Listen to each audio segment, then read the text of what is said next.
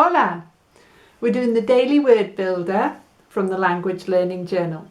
We're on página 178. We're doing the word PAGO. El pago means the payment or the reward. En el sentido de reward, you could say, este es el pago que recibo. Like, that's the thanks I get. En el sentido de payment, you could say, yo compré mi banjo en 3 pagos, por ejemplo.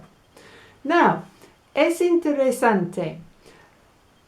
El pago is the payment or the reward, but pagar is to pay.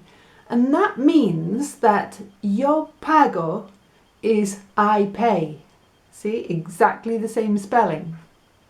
Por ejemplo, yo siempre pago en efectivo. I always pay cash. See? And if you go into el pasado and talk about he or she, él pagó con tarjeta de crédito, por ejemplo, and that's he paid.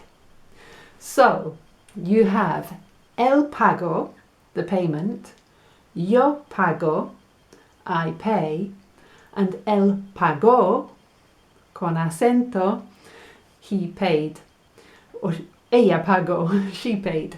See if you can use all 3 formas in the comments. Hasta la próxima. Adiós.